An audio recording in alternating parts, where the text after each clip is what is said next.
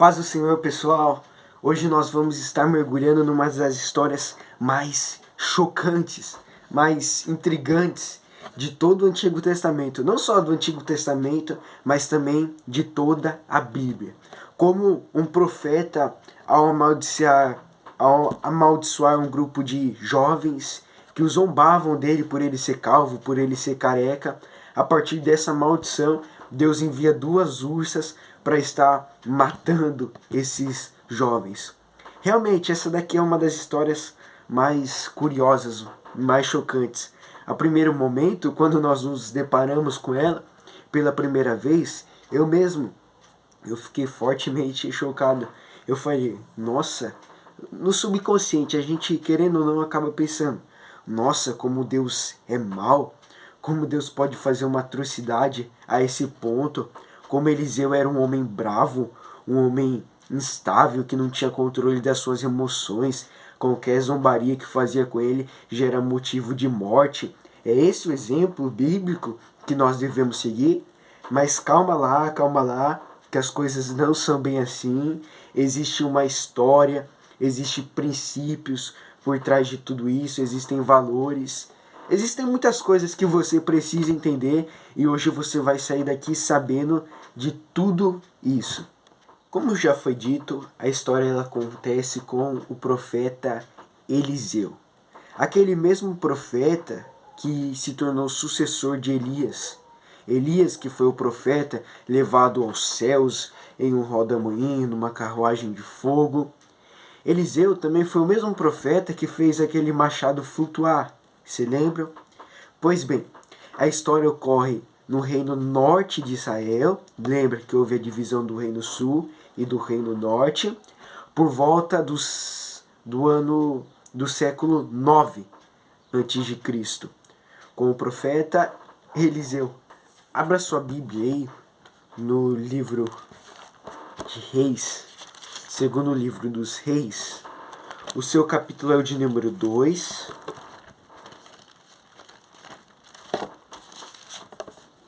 Segundo livro dos Reis, capítulo de número 2, verso 23 ao 25. Diz assim a palavra do Senhor. E ele, ou seja, Elias, subindo dali até Betel, e enquanto ele estava subindo pelo caminho, vieram oriundas, jovens da cidade, algumas crianças, e zombaram dele, e disseram-lhe, sobe, calvo, sobe tu, calvo.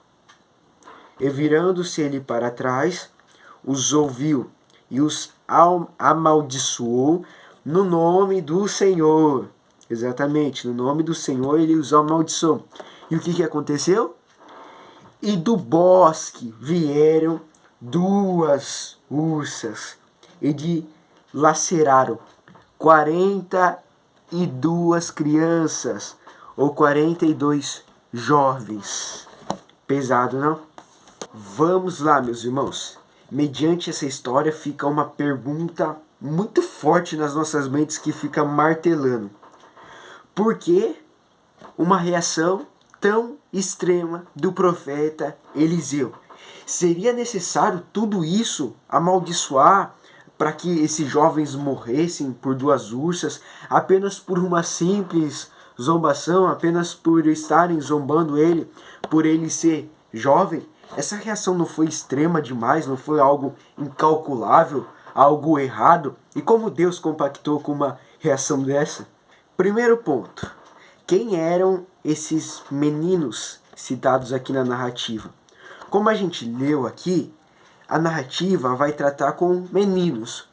A primeiro ponto, quando a gente vê e fala de meninos, a gente pensa, meninos de 4, 5 anos deviam estar lá apenas por brincadeira, na pura inocência, foram lá e zoaram com um homem qualquer, o primeiro homem que viram na rua, e simplesmente assim. Só que a história não é bem assim. A palavra meninos usada aqui, ela vem do hebraico na'ar, que pode designar adolescentes ou até mesmo jovens adultos e até mesmo homens de 30 anos de idade. O significado de careca aqui que eles designaram a Eliseu, o significado de calvo, diz respeito não somente à aparência dele aqui, mas sobretudo pode ser considerado como um desafio à própria autoridade profética que foi designada pelo próprio Deus a Eliseu. Aqui, a maldição de Eliseu, ela não ocorre por uma simples vingança pessoal, não ocorre por um simples motivo de ira momentâneo, passageiro, no calor da emoção, mas ela ocorre aqui como um pronunciamento do juízo divino. É uma justiça executada pelo próprio Deus para honrar o próprio nome do Senhor, para honrar a autoridade profética que havia sido estabelecida pelo próprio Deus sobre a vida de Eliseu. Em nome do Senhor. Aqui, Eliseu ele age como um porta-voz do Senhor. É como se fosse o próprio Deus falando na terra. Era isso que significavam os profetas. As duas ursas aparecendo na história é um símbolo, uma vez mais, da justiça divina de Deus. O que isso mostra? As pessoas, elas brincam com aquilo que é sagrado. As pessoas, elas brincam com a autoridade de Deus. Tem muita gente que diz muitas blasfemas do Evangelho, que diz que esse negócio de profecia, de profeta, de dons divinos, é tudo mentira, é tudo teatro, enganação. No entanto, elas pensam que vai ficar por isso mesmo. Só que Deus, ao mesmo tempo que Ele é amor, que Ele é longânimo, Ele também é justiça. Deus também é justiça. Se Ele não aplicasse a sua justiça, então Ele não seria justo. E por isso temos que tomar muito cuidado com aqueles que zombam de profetas, com aqueles que zombam de homens de Deus, com aqueles que zombam de ungidos de Deus. Lembra até mesmo de Davi, quando ele teve a oportunidade de estar matando Saul? E o que ele faz? Ele mata Saul? Não, ele diz, longe de mim ferir, tocar no ungido do Senhor. Davi, mesmo sabendo, mesmo vendo a situação que estava Saul, mesmo Saul tendo sido rejeitado pelo próprio Deus, Davi, ele continua respeitando a unção que Deus havia estipulado anteriormente na vida de Saul. Ou seja, a unção de Deus, a autoridade que Deus estipula sobre a vida de um homem, não é brincadeira. Afinal, então, será que Deus ele se impressiona tanto com os xingamentos pessoais? A resposta é, claro que não. O ponto aqui não está em ofender pessoalmente alguém, mas está em ofender a própria autoridade de Deus. Está em ofender aquilo que é sagrado, em brincar com aquilo que é santo. Já diz a palavra, não dê pérolas aos porcos, porque os porcos eles não são dignos de pérolas. Eles não sabem lidar com pérolas. E aqui, os jovens estão zombando com aquilo que é sagrado de Deus. Aquilo que é sagrado exige respeito. Se tem muita gente que não crê, tudo bem, fica aí sem crer, mas não precisa xingar, não precisa desrespeitar. Hora ou outra, a justiça de Deus, ela sempre virá. Ah, mas isso daí é um caso isolado na Bíblia. Ou, isso daí só ocorre no Antigo Testamento, que era o tempo da lei, agora nós estamos no tempo da graça. Fica pensando aí, querido. Abra aí sua Bíblia. Atos, capítulo de número 5, versículo 1. Atos, capítulo de número 5, versículo de número 1. Será que situações como essa ocorriam apenas no Antigo Testamento, no tempo da lei?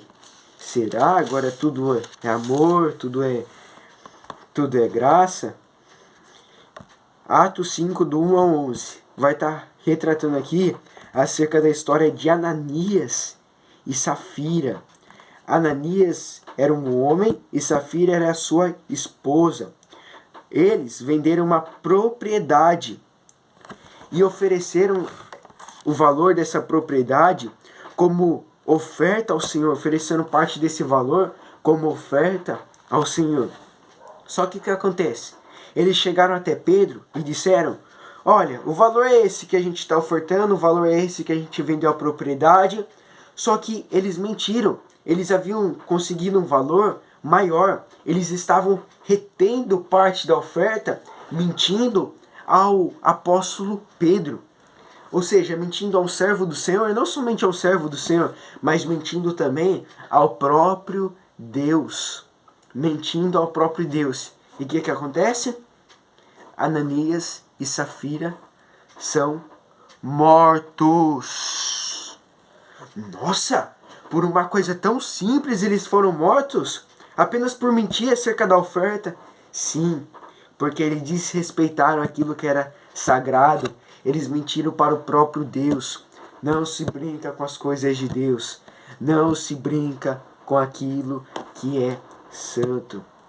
E agora eu pergunto, o que essas duas narrativas têm em comum? Que diferença traz o sagrado com respeito? As duas narrativas, elas apresentam pessoas desrespeitando aquilo que era sagrado.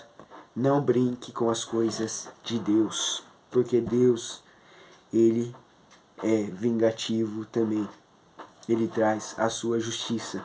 Agora eu quero que você reflita sobre algo. Você tem tratado aquilo que é sagrado com respeito? Ou você tem zombado daquilo que é sagrado? Em que áreas da sua vida você precisa mudar?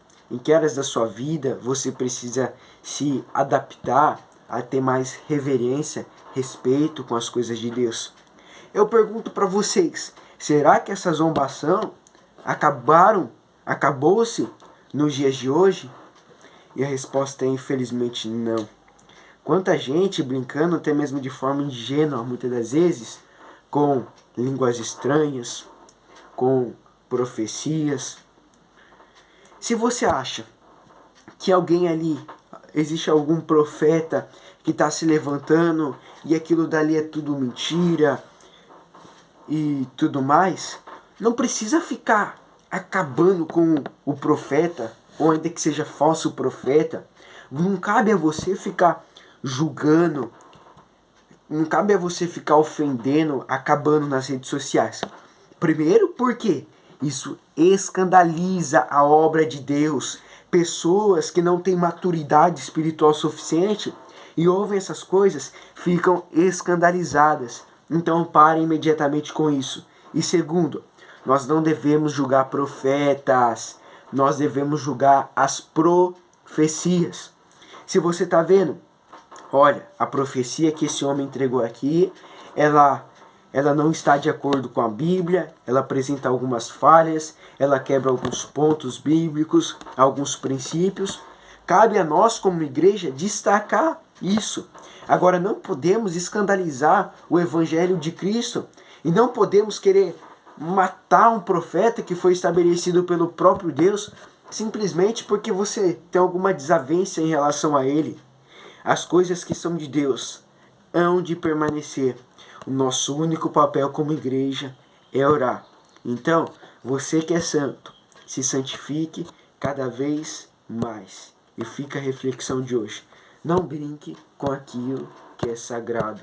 Não brinque com aquilo que é santo. Porque Deus, Ele é justo e não aceita esse tipo de atitude. Pela sua atenção, meu irmão, meu muito obrigado e até o próximo vídeo. Deus abençoe a vida de vocês.